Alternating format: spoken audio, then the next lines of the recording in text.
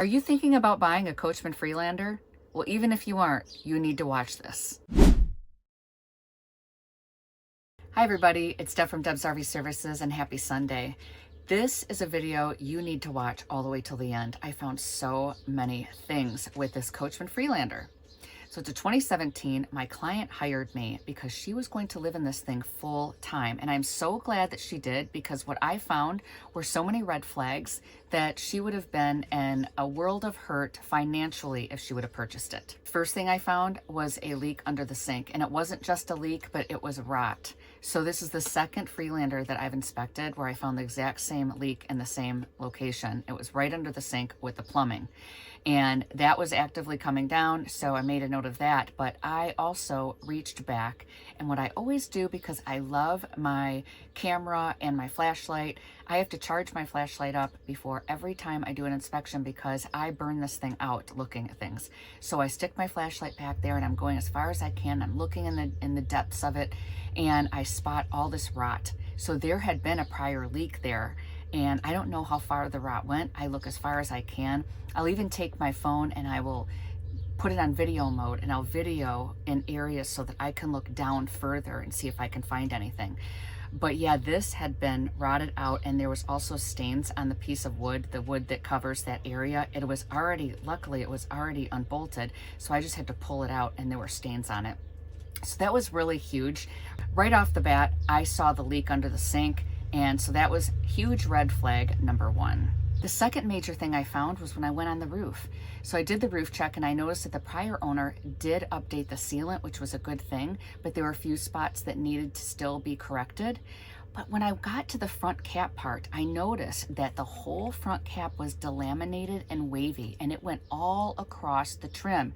So it's where that front cap meets the roof, and then there's that trim piece with sealant over the top. So it could just be that it was a manufacturer's defect and it's been that way since the guy bought it, but it could also mean that water got in it. Because it was so uniform and it waved all across like that, chances are it was a manufacturer's defect. Still not good. I still wouldn't want it, and it's still a big red flag. There were pieces all along that area where sealant had been replaced by the owner and patched up, so chances are there were lots of holes, and there were more holes along that area.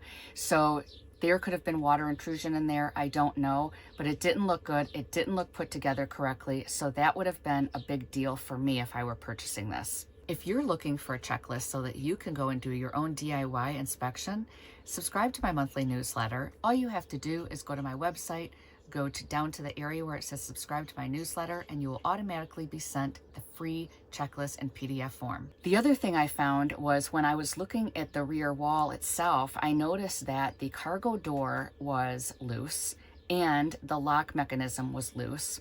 But what I also found was water intrusion had gotten on the inside of it at some point. There looked like there was an active wet spot right inside of the cargo door, but towards that rear wall, I saw the wallpaper coming off, and it looked like dried up old rot. So water had gotten in there too. I didn't see it in any other place around there, just right where that cargo door is, but that was a pretty big deal that I wanted to make sure I noted. There were other things like missing light caps in the cargo area. This thing was about 8 years old, so it did have some wear and tear on it for sure. The other thing that I found with the rear cap that was a really huge deal were the brake lights. Both brake lights were pulling away from that rear wall, and there was an open hole where the screw goes in, exposing itself to the elements and possible water intrusion. That's a really big deal. We've had some rains recently in the Arizona area, and who knows how long it's been sitting like that. Now, and it could be that it dried up because we are in a dry climate, but it doesn't mean that there's not rot back there. So with that hole on both sides like that, chances are water did get in. And that's something that is a pretty big deal, because even if you get it fixed, there's still rotted wood, and I'd already noticed it in the cargo area. I'd already noticed on that rear cap, you had that bubbling on the top of the roof. That whole rear wall was fishy to me. The other major thing I found, the tires need to be replaced, and they're not even 5 years old yet. They had checking going around all around the tires. They were wearing out before their time. They were Michelin tires, and who knows if it was sitting for a long time, if it was the Arizona sun or what it was, but they rot from the inside out. So if I'm finding the checking on the outside already, that means that they're getting pretty old and worn. They need to be replaced.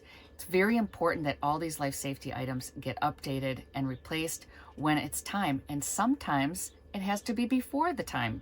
I had to replace tires on my car 2 years before they were actually due, because I had those cheap hand cooks or whatever they're called, and they don't last very long. So with my driving and the way I drive, I wore them out way before their time. So you always want to look for checking on your tires. I looked underneath the RV. I noticed that the rear differential had some oil staining on it. Sometimes I see oil staining, and it might not be excessive. It might be where somebody changed the oil and they were just sloppy. But I don't typically see it on the rear differential, and if I do, I don't see it on the ground. So this was not only on the differential itself, but it was also on the ground where it was leaking actively. So that was a big red flag to me. Now, I am not an auto mechanic, and I always tell my clients that.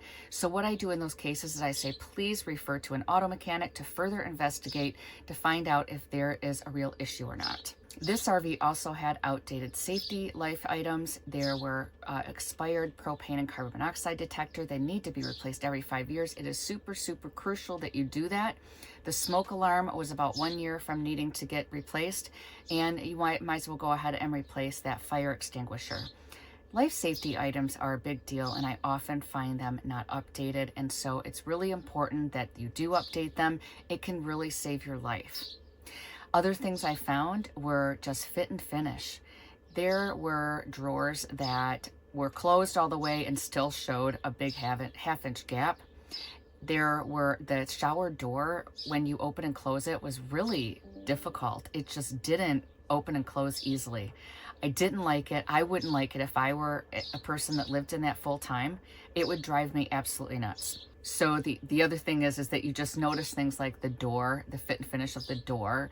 There are gaps in some places, and then it's tight in other places. So the whole thing just seemed like the whole thing was put together poorly, and it just wasn't the best RV for a full-timer, in my opinion. And you know, all I can really do is educate my client and all the things that I find. But I also really hope that they make the right decision. And I help them think about it. Like, look, you're going to have these costs of these repairs. That looks like it wasn't put together that well. There are cheaper products here. I did find many leaks, and I found other things you're going to need to have it looked at by an auto mechanic. I am certainly glad that my client hired me. She was going to go full time, and this was really important that she had me look it over and make sure that it was suitable for her. And it turns out that it wasn't, which I am very happy to say. She did not move forward with this purchase. She declined the offer, and she is moving on to find something better suited for her full-time lifestyle.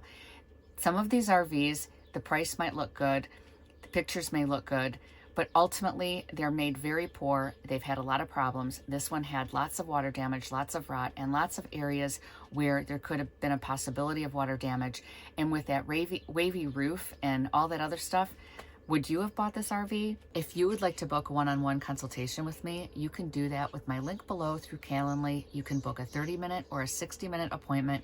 We can go through any questions that you have, or if you've looked at an RV and you want to go through what you found and what you discovered and make a better decision, you can also do that. Just go ahead and click the link in the description of this video. Let me know in the comments what you think about this 2017 Coachman Freelander. Would you have bought this? What do you think of all those red flags I found? I mean, there was a lot of stuff. So please leave me a comment, like and subscribe. I look forward to seeing you in the next video. Have a great rest of your week, everyone.